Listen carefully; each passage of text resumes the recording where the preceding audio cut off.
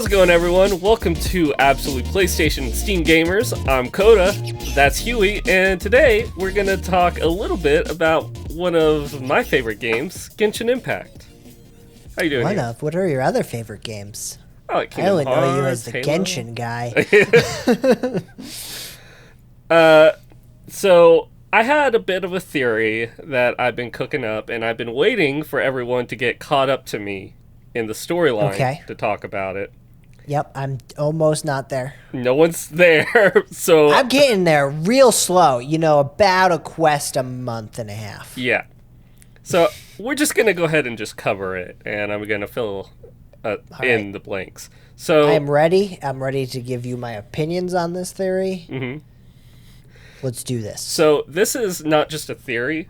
I'm going to ask Dylan to put like a spoiler warning up on the screen because I think I cracked the plot to the Sibling in Genshin Impact's master plan, as well as the plan of the Fatui and what we're doing as a player. Well, I also have a theory. Oh. That's not at all accurate. And yeah, we'll get to it.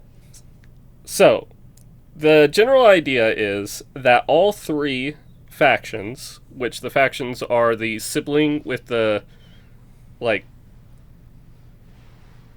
little wizard dudes and all the evil little mob characters, he's got all those guys under his control. Then there's the Fatui, who are underneath Senora, and then there's us. And all three factions are trying to obtain the powers of all of the gods or archons. So they're using us. In a sense, kind of. Whenever you look at what has happened in, for instance, Chapter 1, Venti had his, what's called a Gnosis. It's the, a mutated version of a vision, which is how you get your powers. The Archons have these Gnoses, and he got his stolen by Senora after kind of being a little bit distracted hanging out with us. Jerk. And then in Act 2 with Zhongli, it was kind of a whole bunch of backdoor dealings that we got kind of pushed around without even knowing what was going on. Zhongli used us to help protect Liwei while also making good on a promise he made with the Fatui to give them his Gnosis and fake his death. And because we had the geopower. Right. Well, so... We're being used. This is how we're kind of obtaining the powers. That's how the Fatui are obtaining them. They're stealing the actual Gnosis from the Archons. We're getting them every time we go to a new region and interact with one of the statues of the Seven, these worshipped statues of the Archons. We obtain a piece of their power. When this first happened, with Venti, it's the very first thing you do in the game is you get... Oh, I know that story. Right. I finished all of the Venti stories, so I do know that one. So it was kind of up in the air on if Venti realized that we obtained powers from him. Venti's a very mysterious character, even though he seems so straightforward and easy to understand. Then was Zhongli. Zhongli definitely had knowledge about us enough to work us into his plans to retire. But now in Inazuma, we obtained the Electro capabilities, and the Raiden Shogun, Ball, is very confused as to how we are using powers without visions. So that... Just because we're awesome. Right. So... Duh. It's also interesting that our power set kind of mimics the Archons in a way. Usually whenever you obtain a vision, your powers are different from others. I guess it does, kind of. For instance, let's look at the Animo. You do a little wind cyclone that is Animo, but it's also got a hold option that strengthens it. Venti has a wind cyclone as his E, and you can hold it which makes it stronger. Never even put two and two together. The Q of Venti and the Q of the Animo Traveler are tornadoes. Venti, of course, has more control over his, whereas ours kind of runs rampant and leaves us. Yeah, it's just like, and it's gone. Yep. Then with Geo, both Geo and Zhongli place constructs, which are like the big, bulky pillars. Zhongli's are more refined, whereas ours are kind of just like a big chunkers. Look at this rock. And both It's a Qs nice are rock. both Qs are area of effect that has supportive capabilities, whereas Zhongli's is petrify, ours is a crit buff. There's also some similarities also within the constellations of them. So this will really be confirmed, I think, if whenever Ball is released, if she also has the electro abilities that kind of mimic what our Traveler is capable of doing.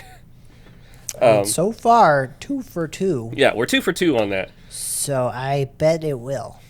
Now, I think you're onto something. Now, that kind of explains how we are getting that and how the Fatui are obtaining them. They're stealing them flat out, and we're somehow able to siphon them whenever we interact with them. For the Sibling, it's a little bit more mysterious because we don't really know too much about what the Sibling has been up to. So, at the very beginning of the game, you are fighting against a god that looks like Kiana from Yep. Emperor of the Void. Yep. That's my theory. It's actually just a giant Honkai dream where they, instead of wanting to be shooty, wanted to be swordy. Yeah. That's it'd be an that's interesting what this is. crossover. Most likely that goddess is Celeste. I don't think she's ever been fully confirmed. Celeste is like the head goddess of all the... No, I'm pretty sure that's her share of the void. Sure. She does do cubes when she's fighting against... I'm just saying, one of the big things to upgrade weapons is a Honkai cube, and it looks kind of similar. Maybe another theory. Just saying. So when you fight them, the character you pick, of course, wakes up later and goes fishing and gets Paimon and goes on our adventure. But the Sibling, we have no idea what happened to them. We also don't know what happened to them leading up to the Two's attempt to escape the planet. Because actually, from back lore, the Sibling was gone from us. Like, we were asleep. We woke up, Sibling came in, and they're like, hey, we gotta go. So then we tried leaving, and then the Celeste stopped us. So there's a lot of areas where it's confusing as to what could have happened. And we get kind of a little insight into it with a character known as Dainsleif, who has some dealings with our Sibling. You looked into Dainsleif's origin. A little bit. I don't really understand it too well. Okay.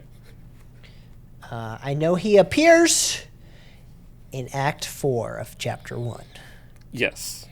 Is that all that you looked up? Well, no, I was starting to read some of his stuff, but like I said, sorry, excuse me. He doesn't lack time. He compares Barbados' departure from Mondstadt, which occurred over thousands of years ago, to be only half of the time to himself. Mm-hmm. So he's an old. he's an old man who looks younger than me. So he was I think he was like a guard or a highly respected warrior of an ancient kingdom called Karnash, something like that. Yeah, that's Kingdom of Khaenri'ah. Khaenri'ah. So that kingdom got wiped out. It was one of the most prominent and highly influential kingdoms of Tevat, and it's gone. And as far as everyone knows, every citizen in it is dead. Well, what they are is they're actually the Abyss Mage and the Abyss Heralds and the Abyss Lecterns. All the enemies that are now in support of our Sibling. So the theory stands it that there was a period in time whenever it was just her sibling running around, and he went on a journey kind of similar to what we're going on now, where he goes around, meets all the different areas, meets different gods. But So the theory you're saying is the sibling has already done everything we're doing now. right, Years ago. yeah, up to like 5,000 years ago. And what has happened was the gods aren't all like who we've met. The ones that we're meeting now are actually, a lot of them are like second generation hand downs of gods. The only one that this hasn't been the case is Zhongli. Zhongli's the only one that was the original guy all the way through. Wait, Venti's not? Yep. The original god Barbados was a tyrant. Because he calls himself Barbados. Right. Barbados is like the title of the animal god. Okay, that but makes Venti sense. is who he is. Venti is Venti, but he has the persona of Barbados now. Right. So, kind of going a little bit into lore, that there was the original area of Mondstadt was actually where Storm Terror's lair is, the dragon, that ruined castle and everything. That was Barbados's castle. He was a tyrant who, like, ruled with an iron thumb, and eventually there was a revolt for that. I mean, makes sense. And he was defeated and killed, but it cost the life of the new animo god, Venti's best friend, who looked and sounded just like how Venti looks and sounds. Was also a bard. So he established the new Mondstadt and was like, be free, like, no rules, no whatever. And naturally, that turned into a bad thing where there was slave trade and stuff like that. Great. Yeah. But actually, we know that Venti has also been to Celestia, the, like, home of the gods. And it's not a great place. Whenever in the web novel, if you haven't read it, it's actually really good. It's on Webtoons and other things for free. In the web novel, his friend asks him about what Celestia is like. And he just gets a really solemn look on his face. And, like, he sees a bunch of black figures that are, like, evil looking and stuff. And he's like, changing the subject. Nope. Yep. Not touching this one. We're out. Not all that great. So maybe when our sibling was going around, he discovered that the gods were corrupt or evil. And he did something that, as a result, Khaenri'ah was destroyed. And so now he's trying to right things in his own way while also taking down the gods. So when we first actually, like, fully encounter our sibling in the story, he has a statue of the Seven, one of Venti, upside down in, like, this ritual-esque area, and he's trying to turn it into a weapon. So he has the statue of the Seven of Venti upside down in a ritual, and he's trying to, like, turn it into a weapon or use it in some way against the heavens. And we stop this with the help of Dainsleif, who knew our sibling. It's hinted that he traveled with our sibling for quite a while. And he's the Twilight Sword. Yes. Got it. But yeah, that leads to a little confrontation with our sibling. They escape. And we're kind of just trying to figure out what's going on while we're going and asking these other gods about it and stealing their powers. We're not stealing their powers. We're obtaining them through various means necessary by just showing up. Yeah.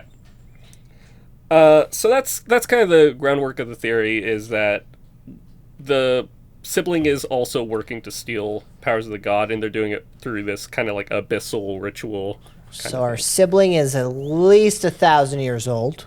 At least, yeah. And we just woke up. Well, where were we on this beach this whole time? We just chilling out there sleeping? So I guess time travel. Yeah, Time travel could be a thing. what is there was definitely a time skip from arriving on this planet. There was a time skip for both of the siblings. The other sibling got here sooner, and we were comatose or asleep or some sort. This is mentioned somewhere in the lore. I don't have it up to look it up, but and then try and flee, meet the Honkai god. And the Honkai god cubes us, and then we wake up on the beach. Now, how much time is passing anywhere? Who knows? However much time Mahoya wants to make pass. Oh, I got a new theory. Oh. You ready for this? Yeah. It's just a loop. Oh, yeah. That was the end of Genshin Impact. And she's like, nope, back to the start. Try again. Could be that opening cutscene actually just takes place. Because they're fighting. It's why are they fighting? We have no history of why they're fighting. It's time loop. Yeah. You heard it here first, folks. Houston's theory. Time loop. Like I said, put spoilers. So that's the theory. Let us know what you guys think about it in the comment section down below if you play Genshin Impact or are at all interested. And yeah, I think see you next time. That's it for us. See you.